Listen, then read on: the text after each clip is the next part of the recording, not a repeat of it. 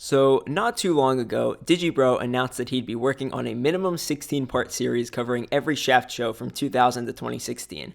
And, at the moment of recording, this series hasn't even begun yet. But I figure, somewhere around episode 14, he'd get around to the show Mekakucity Actors. Now, it's not that I don't trust Digibro.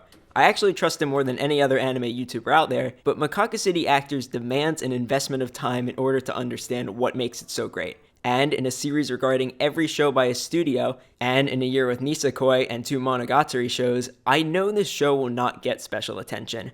And that's totally understandable, but I know I can do a similar series just about this one show. And that's exactly what I'm going to do. This will be a many-part series covering everything that makes Mekakucity Actors great, as well as the things that it could have done better.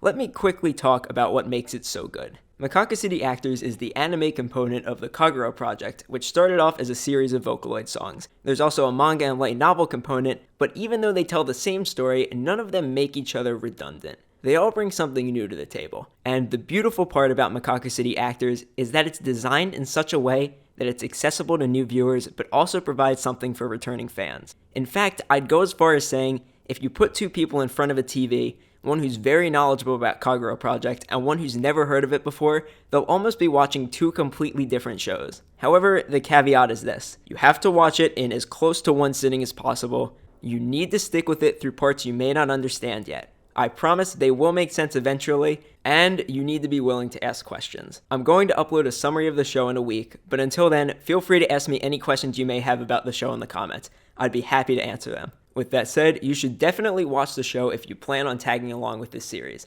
I'd highly recommend the Blu-ray version if it's available to you, but if it's not, it's also available free on Crunchyroll and Hulu, but I will warn you, it's the aired version and it's unfinished. Shaft has a bad habit of running out of time while animating, and this hit Mekakucity Actors real hard.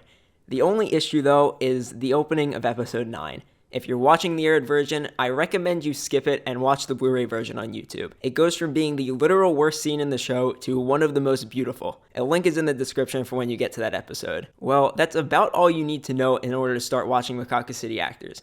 You have 1 week until spoilers start. Oh yeah, and remember to watch all the after credits scenes.「